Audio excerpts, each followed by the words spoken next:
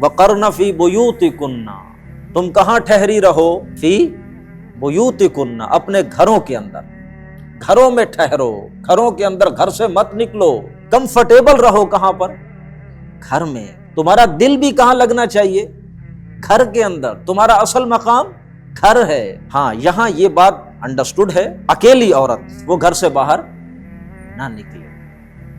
Family کے ساتھ جانا تو ٹھیک ہے، لیکن اکیلے باہر جانا وہ نہ جائے۔ اس میں بھی یہ آپ صلی اللہ علیہ وسلم نے اس کی وضاحت فرمائی کہ ضرورت کے تحت عورت جا سکتی ہے۔